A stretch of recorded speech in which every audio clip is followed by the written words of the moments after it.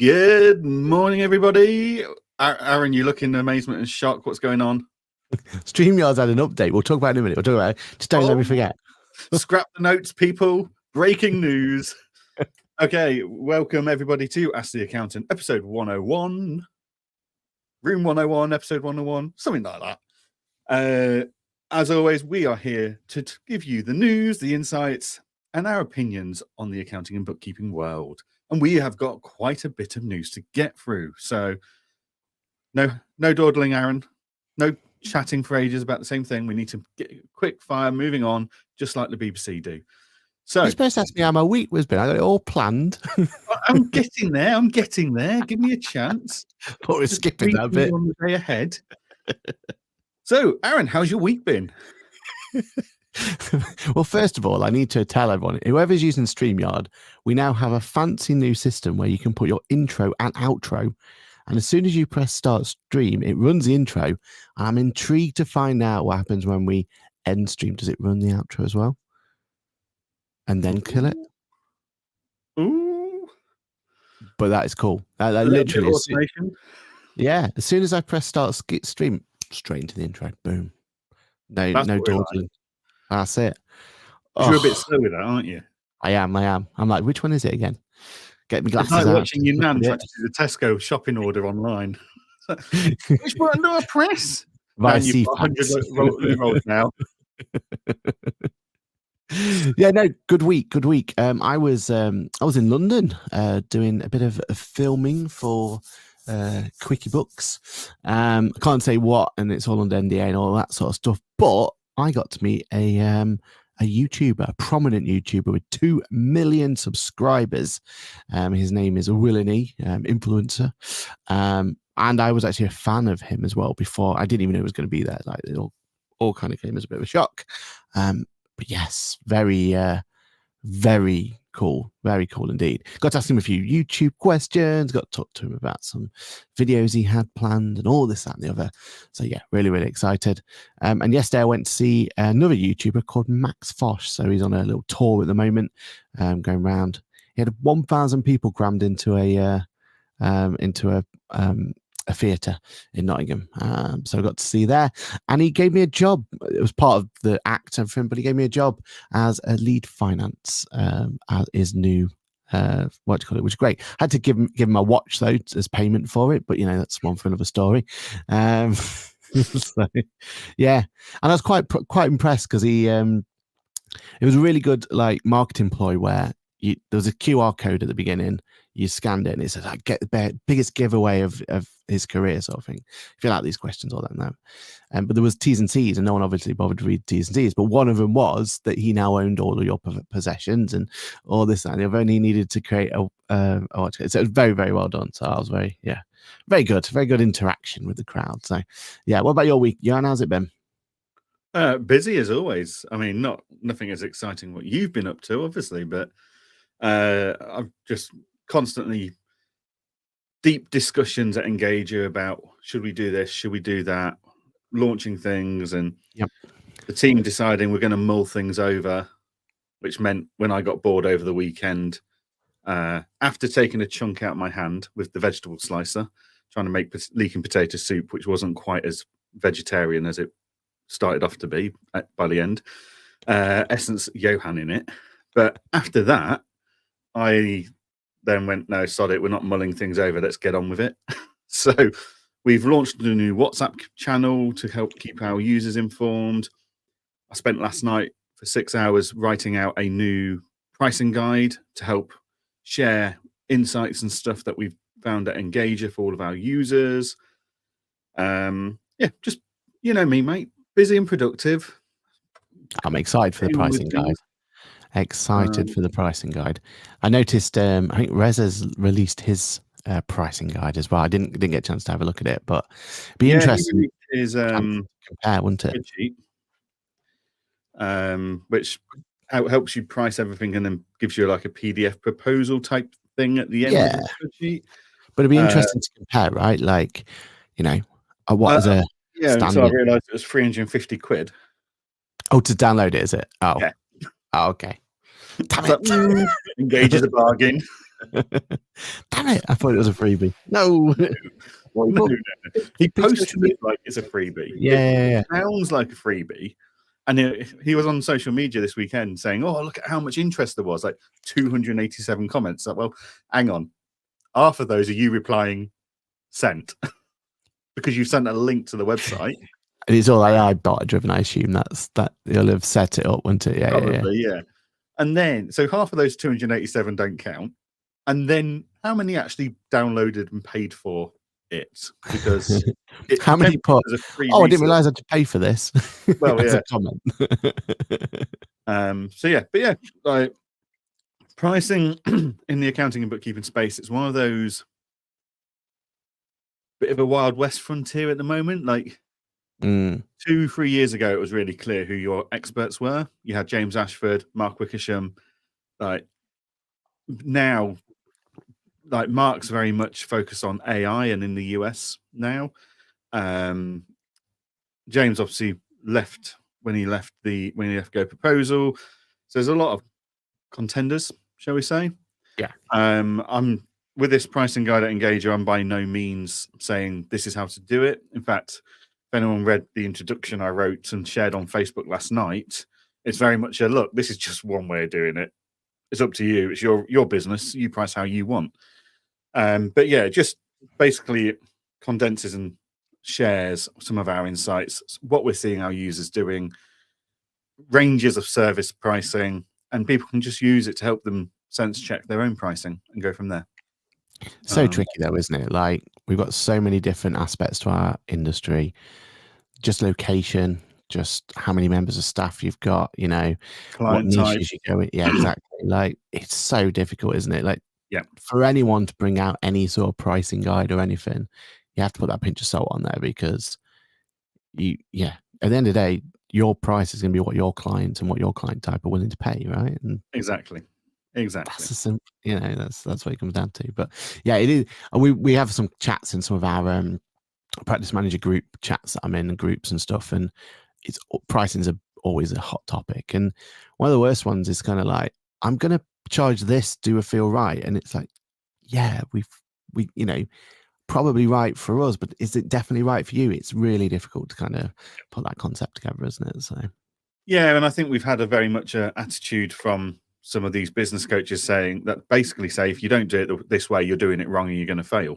And it's like, well, actually, that's not the case at all. You just need to make sure and it's you right. adapt as well, don't you? Right? Like when I first started out, Evolution. I'd take any client along. You know what I mean? Like just having cash coming through the door was a bonus. Like, yeah, well, yeah, maybe I didn't even care if I was losing out at the beginning. Wrong, completely the wrong way of doing it. But that's how I started out. And obviously now there's more nuance to it, and I'm much more due diligent in who I take on and who I don't as a client.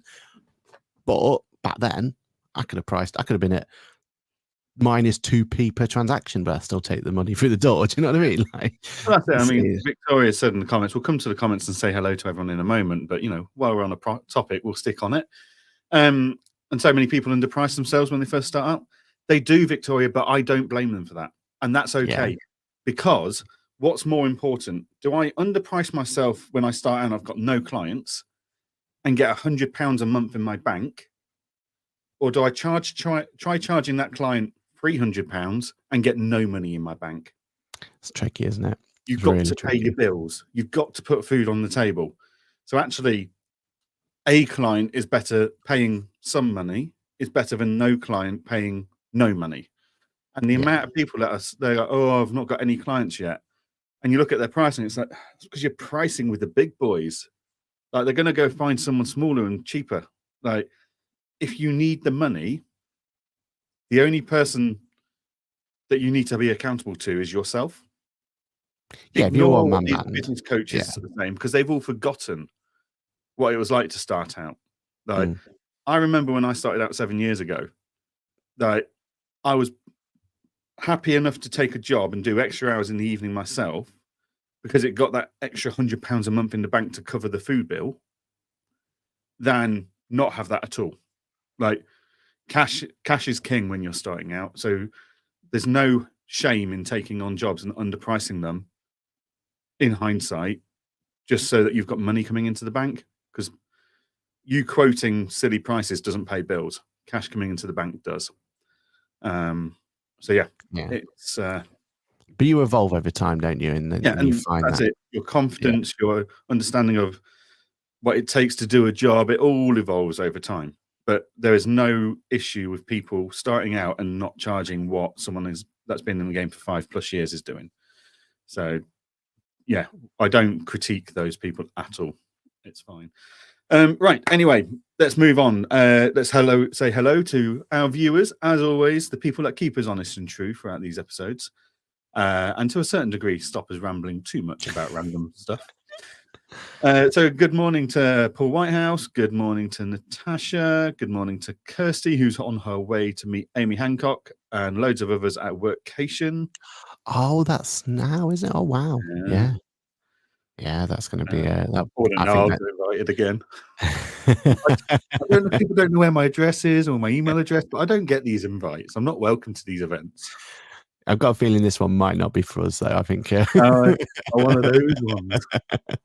But it sounds good. I mean, there's a group of power users going to this event, aren't they? So yes, I can imagine some big things are going to be done at this one. So it's good to see. Definitely. Good morning to Dave. Good morning to Victoria. Oh, one thing on Victoria, actually. I was on her show on Friday, wasn't it? Friday, yeah, because it's called the Friday Club. So do go out and listen to that one and future shows as well. It was very good. Very good. Really enjoyed myself. Aaron?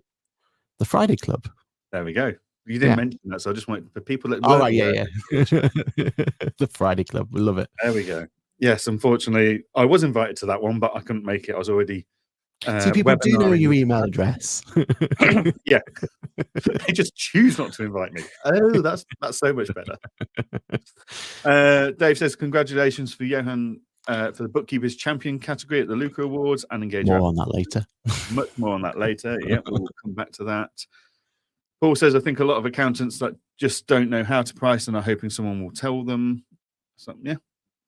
That's fine. Hopefully this guide will be slightly helpful to them, but it won't be assertive enough for them to go, I know what I've got to charge now. It's a bit too. It's having that feeling of, actually, I know I'm in the right ballpark, right? That's what we're. It's there to logic test. Yeah. Basically.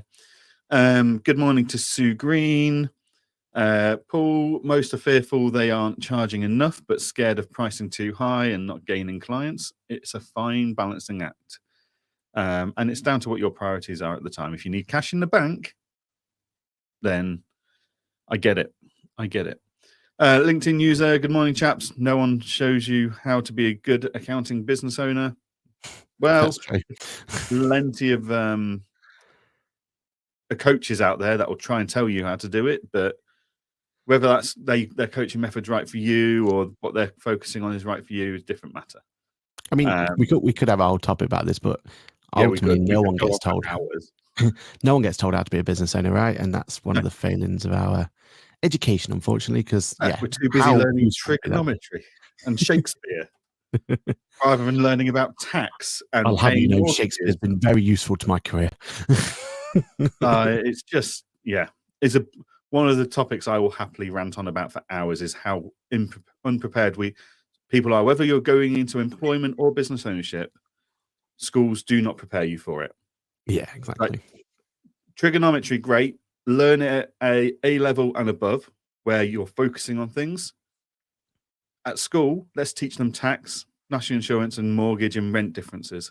Like things that every single individual is going to face in their day-to-day life in society.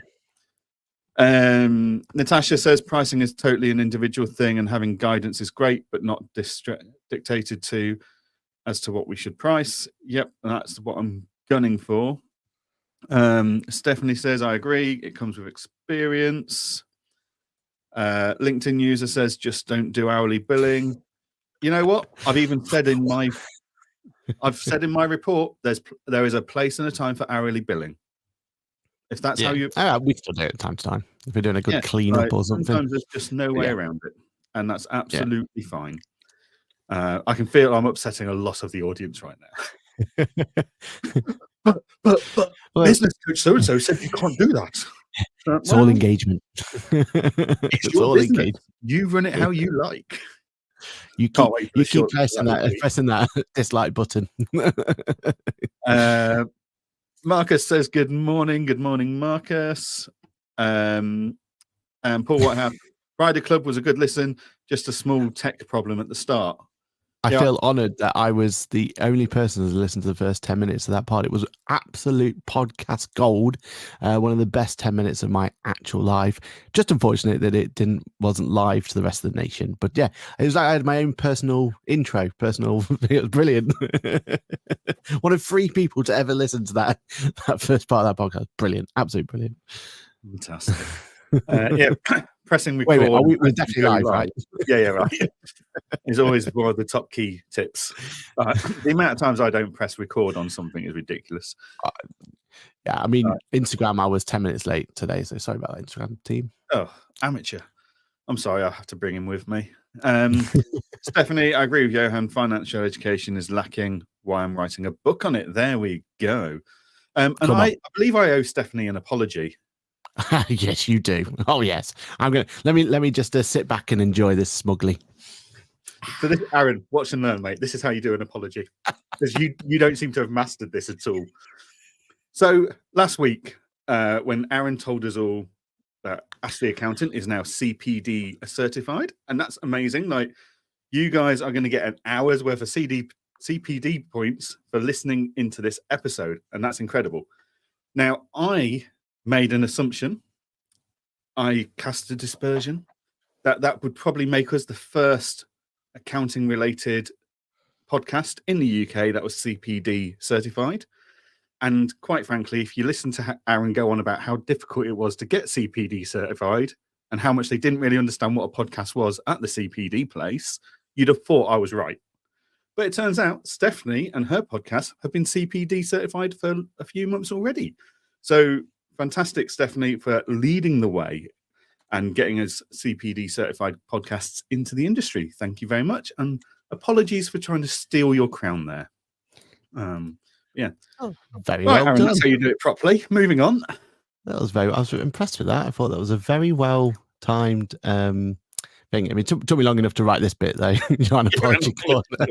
That's because you had to delete your name and put my name. It's the first time I've made a public apology. Yeah, we've got correction just in case, but yeah, that was the first time we got the Johann apology cut. 101 episodes in, and that's the first time I've had to apologise. I'm well 100%. Yeah, I'm up to 10, aren't I think? Yeah, you're well ahead. Yeah. And Sue says it was a great apology. There we are. Thank you very much, Sue. Wonderful. We'll just have to wait and see if it landed well. Let's go. Cool. Where are we up to? Okay, let's go. I've lost my minutes. Right, let's talk Luca Awards. Let's do that first. So we are entering award season, people. This week is the Accounting Excellence Awards. I believe that's tomorrow night. Is that right? Yes, tomorrow night. Yes. You're going to get my train tomorrow. Must remember. That's really important. Put it in the diary. Yeah. But last week we also had the finalists announced for the ICB Bookkeepers Luca Awards. Now, you're going to have to bear with me here, guys, because for some reason, accounting awards providers don't seem to like to put a central list of awards and nominations anywhere. We had this with the Digital Disruptors Awards a few weeks back, where we had to keep going through a video and through random social posts to try and find all the information. Today, I'm going to have to go through the live video recording because there's no central list that I can find on the internet listing all the categories and all the nominees. So I do apologize if I miss anything. We are just going to focus on a few of these because there's quite a lot of awards. And if you've been listed as a finalist, then absolutely fantastic. Well done to all of you. I know, like Tim at TCS, he was saying 2 of his team have got been put up for Student of the Year. So there's absolutely tons. Is it? Apparently it's on the website. We didn't see it though, did we?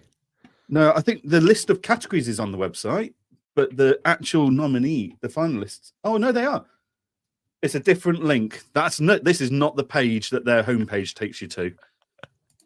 Right, I take it Thanks, back. everyone. Thank you, guys. That's what you're here This is for. why we have a community.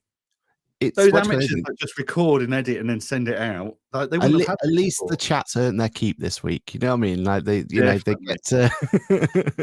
Thank you, everyone. Okay, so we're going to just focus on some awards that we have seen some of our viewers and some of our another apology. I mean, make it obvious. Come on. We're going to focus on just a few of these awards because we haven't got all day and we're already 20 minutes into the show and got nowhere with any content of anything worth compared to what our notes say. So we have Student of the Year Award. We've got New Practice of the Year Award. We've got Small Practice of the Year Award, Large Practice of the Year Award, Bookkeeper in Industry. I really like that they are recognizing bookkeepers not only just with their own practice, but the ones that are in industry, because I think they are often forgotten about. Yeah, 100%. We've got Team of the Year, ICB Branch of the Year, which is always an interesting one because I don't see that very often. We see lots of all the best bookkeeper or best accountant, but we don't always see the support groups behind the organization getting recognition. And the ICB branches are fantastic for bringing those bookkeepers together in a local area, sharing best practice, etc. So that's fantastic. I'd love to know how they judge that because that must be a really hard one to judge. You know, that's what they're all going to be difficult, right? Yeah, but judging that one must be because, like you said, each one must be doing something special, something good. So to find a standout in that group must be a tricky one. And I wonder what the criteria is. Like, is it how many people they brought to it? Is it like, you know, how much support they've given? Or be interesting to know that. That one. Then we've got Bookkeeper Influencer of the Year Award. So last year they just had like Social Influencer of the Year, which could go to anyone in bookkeeping or associated to the bookkeeping industry. Whereas this year they've got there's a focus on the bookkeeper influencer, and we'll come back to that later. Client Experience of the Year. I really like that one as well. That's a focus on the client, which I love. And Payroll Professional of the Year, a very unsung part of the industry. So there's absolutely loads of people in here. People like Kirsty, Lara, TCS, so Tim, Ada Bookkeeping, lots and lots of people that we all know and listen to us and say hello to us constantly at awards. If for everyone that's up to all of those awards, just being a finalist, I mean, just being nominated in the first place is a huge achievement. So good luck to all of you. Aaron and I will be at the awards. Right? Yeah. Going to the awards is a big part of it as well, isn't it? Like, huge. You know, so excited for everyone. Yeah. So Aaron and I will be there, and we're looking forward to celebrating with you all. Vendor awards. Now, this is the bit I like about Luca because no one else really does vendor awards anymore. Now, Digital Disruptors have just started it, but Luca have been doing it for a fair old while. So we've got Training Provider of the Year. We've got Tutor of the Year. And then we've got the software. So Data Capture of the Year award. Was that there last year? Was it there? Yeah, that one's been there for a while. Data Capture, was it? Was it just called Data Capture, was it? Maybe. But yeah, we've got Apron, Auto Entry, Dext, HubDoc, and Intuit QuickBooks. So interesting. A couple of them are honorary mentions, let's be honest. But yeah, moving on. Right. More apologies to come. Stay tuned. I didn't stay. Aaron, get your apology corner ready. I'd say 3 of them are proper data capture tools, and 2 of them, you know, they're there. They exist. Payroll and HR Software of the Year, Bright Pay, Fresh Pay. Congratulations to them. Very well done. Fairly new player in the market. Moneysoft, Sage Payroll. I mean, it's not a payroll category if Sage Payroll's not in there, is it? Yeah, exactly. And Zero Payroll. couple of glaring omissions there, maybe. Sorry. Would you expect QuickBooks payroll in there? Who's put Zero payroll ahead of QuickBooks? Both ones, and also Buddy HR. They've been making waves. I would have right? expected Buddy in there as well. Yeah. But yeah, it's interesting. Zero. How does Zero payroll get a mention? My days. Don't upset him on a Monday, people. Come on. Business Bank of the Year, Barclays, Metal, huge fan of Metal Bank, Monzo Bank, NatWest Bank, and Starling. Unfortunately, Starling can't afford to attend anymore because they've now got a £29 million fine to pay for breaching AML. We'll come on to that in more detail. Yeah, and I assume it's not the right target market for Alica. Alica, no, I mean Alica's a fantastic bank. I think it's still new.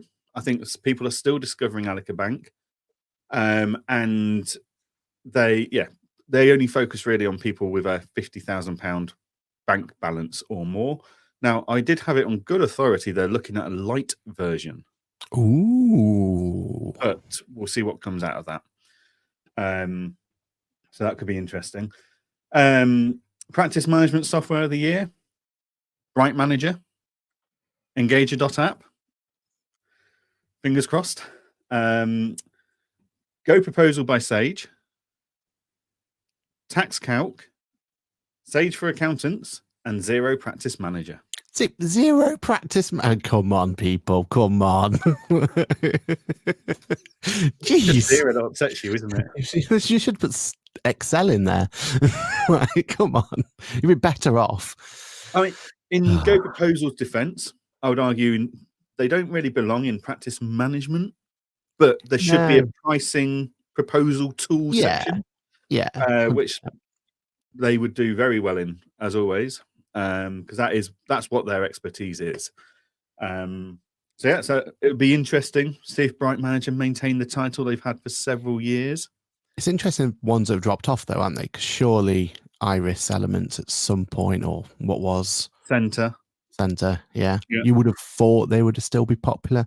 Pixie not being there's strange, right? Like, Pixie were there last year. They were finalists last year. Yeah. I think if anything, that shows the movement in the practice management space. Like Sage for Accountants, they weren't there last year, I don't think, whereas they are now. Yeah. So I think that does show that there's a lot of movement in that space. I mean, there's a lot of movement in all these spaces at the moment. So yeah.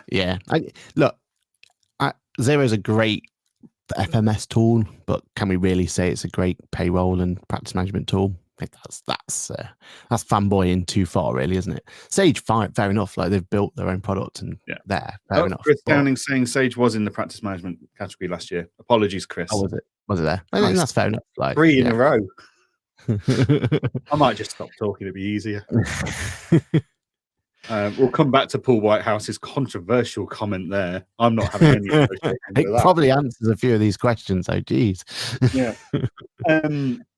Payment provider of the year. Now, there's been movement in this space this year. This is this is going to hot up, isn't it? So we've got Apron, Go Cardless, Adfin already. Like, they've barely been launched 10 minutes. How are they in there? I mean, it tells you it's a good product. We wouldn't be doing an Engager partnership if it wasn't, but Telaroo and Wise. That is going to be a really difficult one to pick between, isn't there? Like, there's no extras just being added to the list for that one, is there? They're all there on their own merit. You've got your classics, Telaroo, Go Cardless, and Wise, and you've got 2 new upstarts there, and that's This is why we should be doing software awards in more places, because it really does tell you the movements in the market. Reporting and analysis software of the year, Dex Precision, Futurely by Sage. Now, they've had a lot of work done over the last year. They have. Intuit and QuickBooks. Some real big people pushing that as well at the moment, isn't there? Like, Intuit QuickBooks. Nice. Tax Calc's an interesting one. Sorry. I'm not sure how that's reporting in. I suppose it reports in general as well. form of accounts and tax returns. But Swift I'd have thought Analytics don't get a shout, but TaxCalc do. Hey. And then Xenon Connect is in there as well. Nice. Bookkeepers are loving Xenon Connect. They are very popular there. Yeah, TaxCalc's an odd one, yet SIF Analytics aren't in there. Interesting. Yeah. Tax and Accounts Production, Software of the Year. Bright Tax. Iris Elements Tax.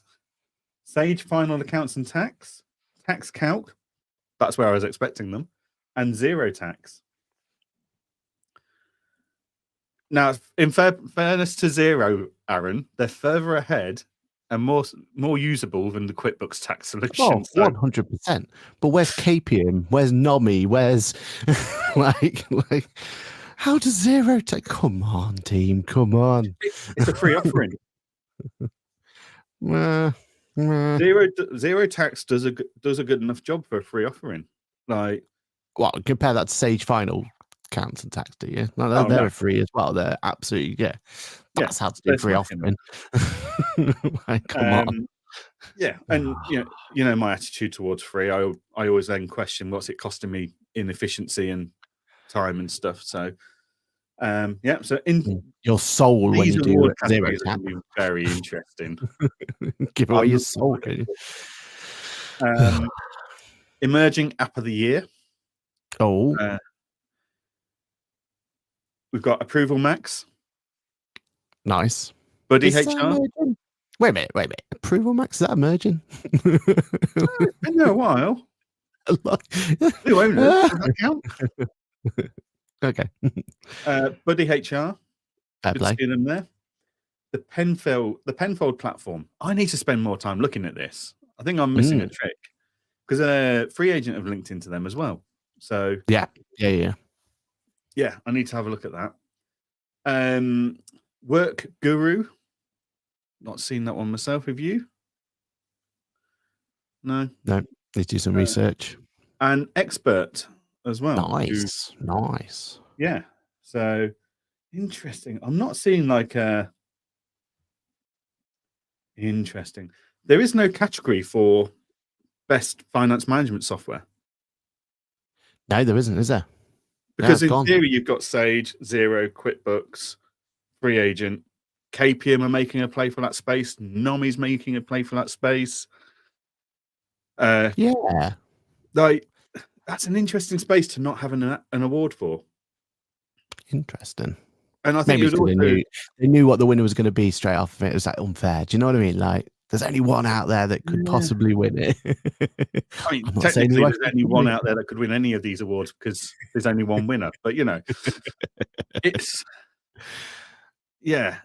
an interesting missing category, I would say, for that one. Yeah, that's a strange one. Because that would really show you the flavour. Like, has Xero's pricing put people off and meant that's given Sage the edge?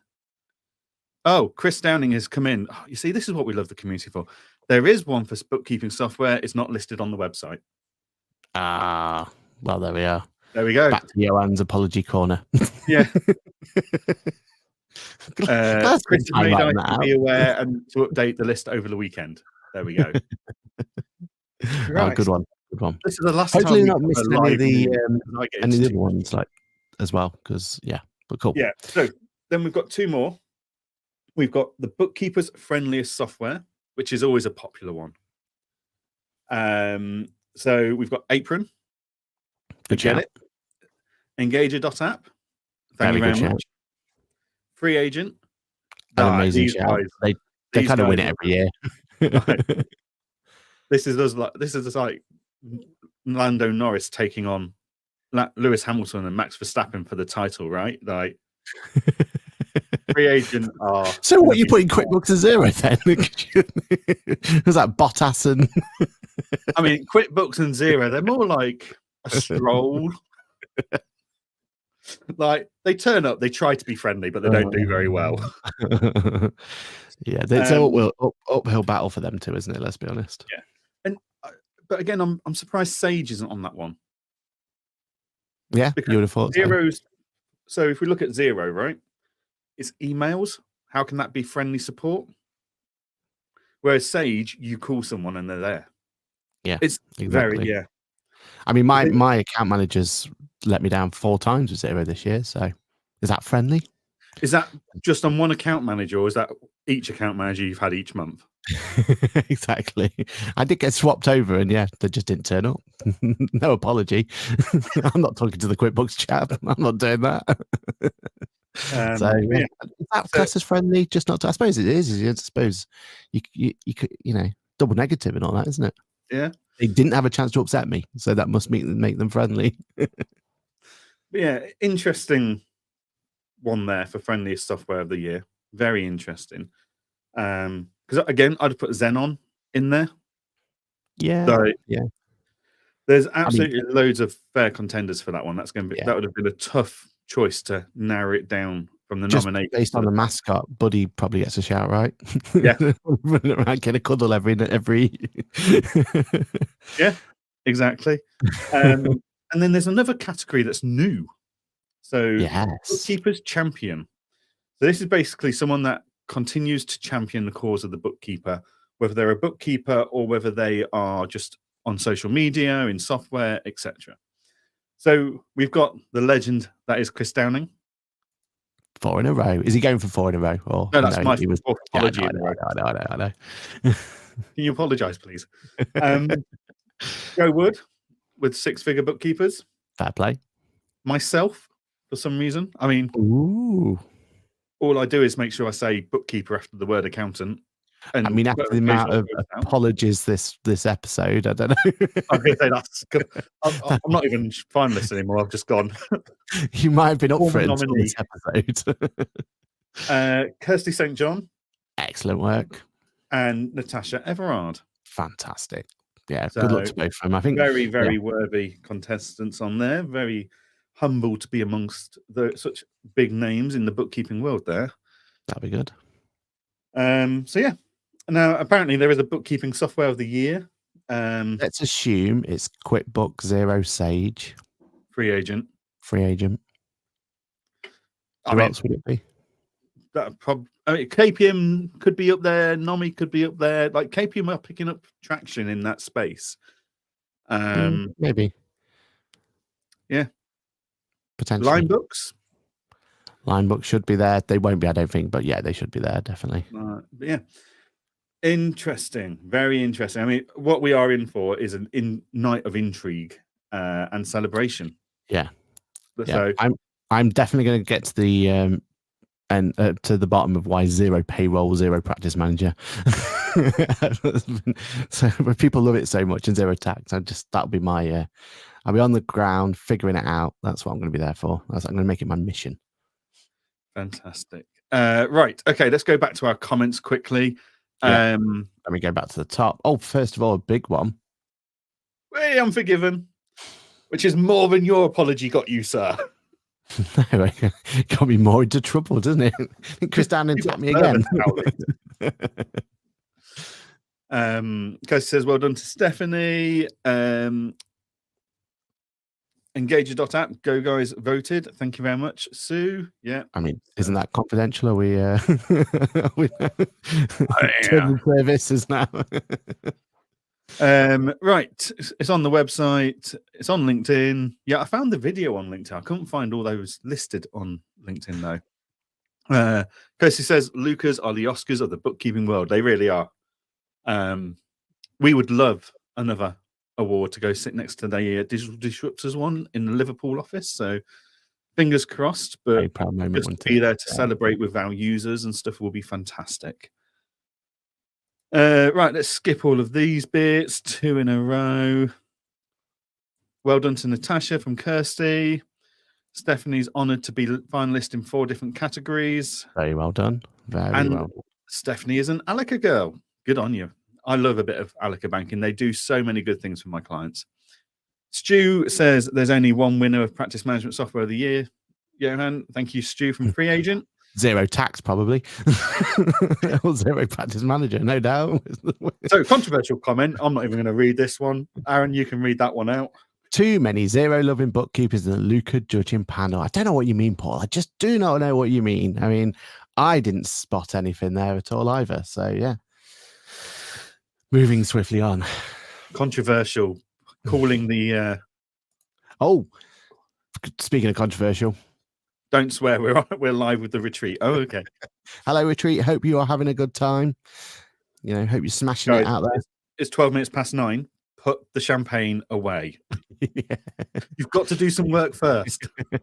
Yeah, to class it as a taxable expense. You do a tiny bit of work, then. Chris confirming there was one for the bookkeeping software and that he has made the ICB aware. Victoria says Engager is awesome. I said this when Aaron Patrick was on the Friday Club with us last week. Yep. Unfortunately, I haven't had a chance to watch the Friday Club podcast back. I'm so far behind on podcasts. I thought this the other day, you know. I'm so far behind on all my podcasts. It's ridiculous at the moment. You need to get special dispensation to watch the Friday Club on a non-Friday, though. So if you ask nicely, you can ask Victoria. It might allow you to watch it on a non-Friday. Or you have to wait till next Friday and watch 2 in a row. I haven't got time on Friday to watch 1 in a row. That's the rules of the Friday Club. Natasha is still in shock, having heard that she's made the final. That and a top trump card. She's having a good end to the year. She's got it. Month into a good autumn. Yeah. Paul says, what about coconut and hammock? Good shout. Very good shout. Yeah. Yep. I mean, coconut, I'm not sure. Am I? No, I'm not convinced coconut, but hammock's a good shout. Hammock, 100%. Yeah. That is a very good point. Where is the AML section? I mean, Marcus, yeah. I mean, who else would be there? There's many players in the industry now for AML that surely there needs to be an AML awards now. And with the governing bodies having their own AML tool as well. That's because ICB's got their own, haven't they? Their own portal and everything. That's probably why. So there's the IAB now. So software ones are voted by members. Are they? I know they're nominated by members. And I know there's some voting by members, but I don't know if judges have anything to do with softwares at all. I could be wrong. This is one of those things with awards. That's my job it's always a bit murky as to what the rules are and how the conclusions are come to. So yeah, it'll be interesting to find more clarity around how these awards and any awards are done. Well, like you said, we're at this show, so I think it'll be wrong of us not to get a little bit journalistic on it all and try and find out, get down deep into it. And if you are coming to any of our podcasts that we're going to record, Ask the Bookkeeper, expect some questions of who do you think is going to win the practice management software of the year or business bank of the year or something. We'll throw a few of them in just to see what people get. Yeah, looking forward to that day. And yeah, Marcus, I mean the Starling Bank News reference, but awards too would be good. So yeah, worst kept AML procedure, Starling Bank. That is a good point, Ed. Yeah, I think we misread that by Marcus. Speaking of which, there's a segue for you, isn't there?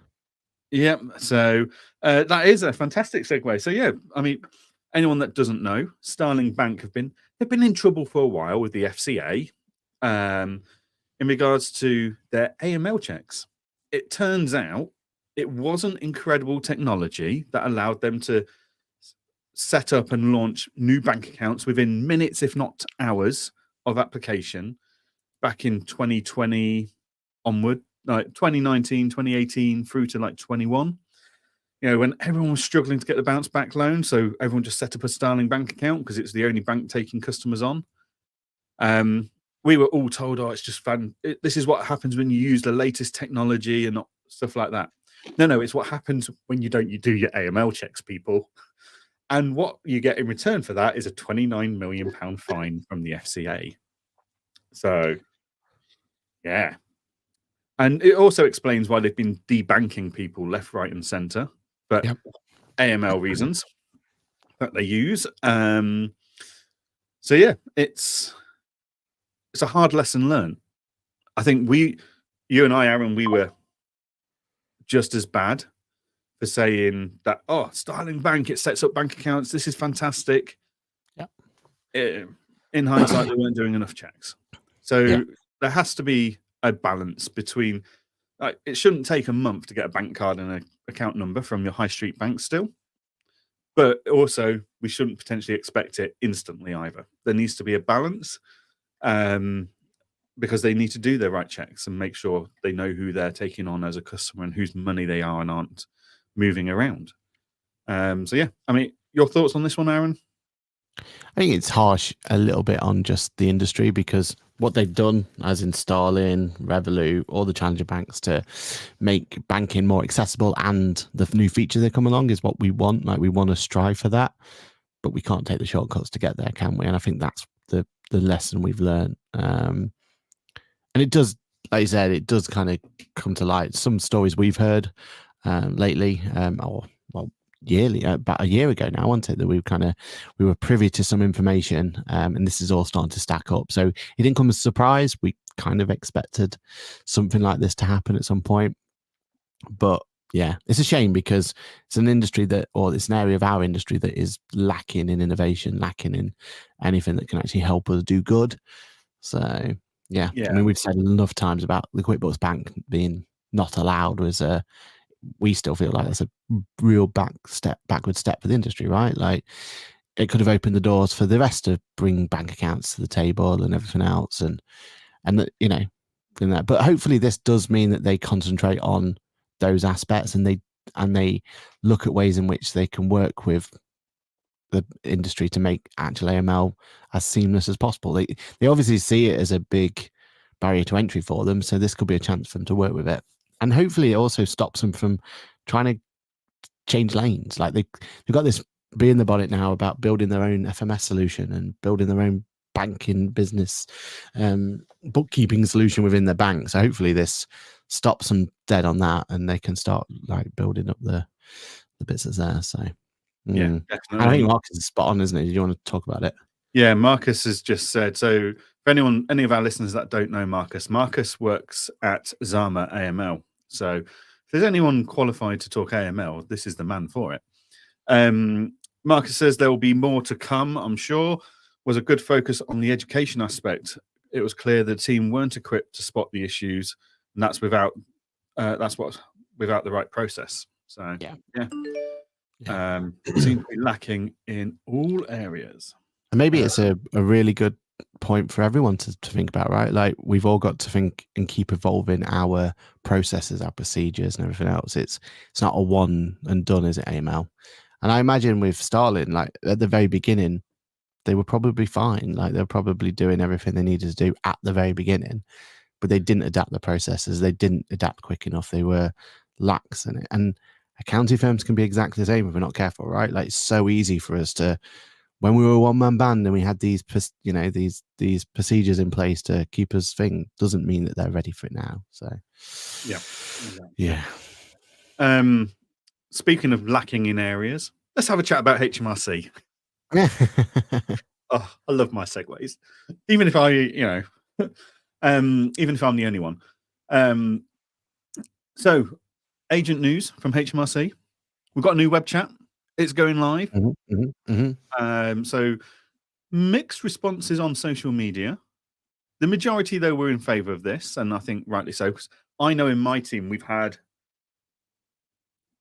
I don't know if our success rates with dealing with HMRC has been better through web chat, but the evidence trail, the fact that you can download the communication log and then share that with your client, for example, gives us more credibility. Look, we have been talking to HMRC. These are their words. We have extracted this from the conversation just to reassure you that we are dealing with this, rather than a phone call that goes into this cauldron of phone calls. So yeah, I'm pleased to see that coming back and being rolled out and allowing us to help document our interactions with them, basically. Have you had any thoughts on this? I'm gonna have to try it myself, right? The proof's gonna be in the pudding. I love the idea. Was it? Can't you ask more than one question now? I think that's a great part of it. I think that's something that I couldn't understand why the restrictions were there. So combining the agents sounds great. So SA and POA, so you can more complex one sounds good. But having a maximum of 5 customers on a call or web chat, I think that's a that was needed for a long time, right? That's where the pain came from. We'd have multiple clients or multiple issues, and with the way it used to be was, and especially in our firm, was we'd only call up at the very first part of the day. Like, as soon as that line open, you get in the queue, you do that there. And we were having to space them out over the space of a week just to get the things done. So now that we can actually have a chat there. So yeah, I think they're needed. Was this the reason why it was closed and kind of started again? I assume so. I assume this was like their chance to close it and bring it back again in its new fancy state. Timing's perfect, right? We're coming up to January now, so this is the time when we need to have that extra support from HMRC. So timing's absolutely right. I wonder what's going to happen going forward though with 64.8s or whatever the process is going to be to get access to this. I don't know if you've seen the new MTD 64.8 process, but that is not nice at all. So fingers crossed they give us ways of getting access to this line as opposed to having to go through the MTD portal as well. So yeah, that'll be good. But a positive change. I think it's proof's going to be in the pudding. People use it, right? Like, it's the first positive change we've seen from them in a while. So yeah, exactly. We can't slate them for that. At least they're starting to move in the right direction. And speaking of HMRC news, the main man, I think it's Jim Haar. Is that his surname? Jim? That rings a bell. Yeah. Yeah, Jim Haar, the CEO of HMRC, is retiring. I can only assume it's to go into politics because he's so well experienced in doing U-turns and reversing back on his policy decisions that he'll have to go into politics to use that skill set so well. But yeah, he's retiring in spring. So do we think new leadership is going to be positive and help take HMRC in the right direction? Depends who they bring on, isn't it? I mean, more the same or more disruption, more headaches before they can. Is it going to get worse before it gets better? Yeah, I imagine it's one of those where just one person change is not going to change much, is it? Like, let's be honest, let's be frank about it. But yeah, he's retiring on his own terms. He's not being kicked out, so that's a good thing. That we know of. Well, yeah, true. So we'll see. We'll see how it goes. I mean, he'll be back as the Chancellor next month. Yeah, I can't imagine it's going to be, what do you call it? Is it? It's going to be a big uproot for the new person to come in and have all these big changes or anything. But hey, yeah, we'll see. We'll see how it goes. Go into politics. Yeah, we'd have broken that news months before it even happened. The insights we have. Right. Okay. We have only got 5 minutes left. Yes. So let's talk about Apron. Yes. Our friends at Apron got a huge round of funding recently. So it was only at the start of the year they got the last round of funding. But I think they've trebled, nearly quadrupled the amount of funding they raised in this round. So £22 million. And what I really liked about this was they've been very open about where they're spending the money, which I really liked because we don't normally see that. We see investment rounds get raised and very elusive, like, oh, we're going to invest it in R&D or we're going to do this, we're going to do that. But these Apron, they've been very precise in what they're doing. So this funding is going to help the development of sales invoices. It's going to help the development of bank statement extraction. So basically that would put them on a par with Dext and auto entry with those two features. You're going to be able doesn't have bank, does it? Or does it? Dex can extract from bank statements. Can it? Okay, fair play. Not cheaply, but it can do it. They're going to develop the ability to have mentions and conversations in Apron around different documents, which will be quite cool. That's already there, already live. Cool. And expense cards. So larger companies can issue expense cards to all their employees to make it easier to track and manage their expenses. Well, is it just for larger? Because even expense cards for us is a nightmare. It's an accountancy firm, right? Like, yeah. And you can imagine Apron's the sort of person or sort of company that could break down that barrier for us, like make it easy for us to be able to work with. Yep. So thoughts on Apron's funding round, Aaron? Loving it. Yep. can't wait to see what they're. Like I said, the mention one's already there, so I've played around with that. I did a video on that at the weekend, so I don't know when it comes out, to be honest. But I had to play around with the mentions and everything else. So yeah, gives us an opportunity that if there is a problem, we can kind of put a quick at so and so. Can you upload a new copy of this or whatever it needs to be, or what was this for, or something? It just gets that workflow better, doesn't it? So we like that. The sales upload functionalities are there as well. Works really well. Again, I know Apron did it, but did Dex do it? I can't remember if Dex did it or not. Sales Dex have had sales upload for a while. Yeah, fair play. So that again brings it parity. Works really well. It surprisingly does rental extraction pretty well as well. So it brings you put a rental statement in and it'll put those lines in for you. You've got to manually say what those lines are and everything else, but at least it has that functionality. So that's one of the use cases that I always see people kind of want, right? Getting those 12 months of rental statements in there is a nice one to do, and just extract those and gives you a chance to try and get that a bit quicker and easier. Didn't handle eBay monthly statements very well, but that's a niche way of doing it, isn't it? Like grabbing the PDF and trying to bring that in. I wasn't expecting that to work, and didn't do that. But the rest of it, as quick as you'd expect it to be. And I'm really excited about the idea of having expense pay. I think that just selfishly for Boffix, I think that'll be a great little addition. And then if we can make it work and the team like it, then they'll start pushing it for clients, right? And that's builds them into that ecosystem quite nicely, doesn't it?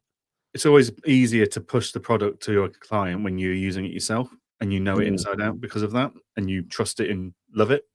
Yeah, exactly. And I think they're the right sort of people to bring expenses in. Like, well, they've got the Revolut background, haven't they? So you'd expect them or hope that they kind of take some of that. Dex did try it back when they were called Receipt Bank. That was powered by Capital on Tap, I believe. And it didn't last very long. But they were quite expensive, Capital on Tap, for stuff anyway. So it'll be interesting to see how that goes. I think the only kind of want I would say is just like take the Revolut model if they can and have that disposable card mentality. If we can just issue a disposable card to a temporary card, like that to me is the you're going to this event. Here's a card for that event. Yeah, it lasts for 48 hours. Yeah, put a limit on it. Or they're the sort of things that I think would be really, really powerful, wouldn't it? Because the rest of the year you don't need a card. It's just this one event you're going to, but we want you to have a card. So you've just joined our firm, and I know you need to get some new, table and chair or whatever. Here's an expense card. Here's your limits to what you can spend it on, but please just go ahead and just order what you want. Like instead of the procurement of having to send it over and all that sort of stuff, it just gives us a chance, right? And I think, and again, if we start using it and we enjoy it and like it, that's when we start passing it to our clients and give them the benefits and stories from there, don't we? Definitely. Brilliant. Right. Well, that brings us up to 9:30. So we need to wrap up and let these lovely people go and enjoy the rest of their weeks. Aaron, what have you got on this week? On their workcation. Oh, especially if they're on the workcation, What have you got on the rest of this week, Aaron? This week is Accounting Excellence Awards. I'm looking forward to going there. Really kind of, shame we couldn't be there as what we originally planned, but I'm still looking forward to celebrating with people who are. There's some really good nominations up there, and we'll report back next week of who won and everything else. And good luck to everyone who is nominated. Good luck to everyone who's wandering down. If you do see me, say hello.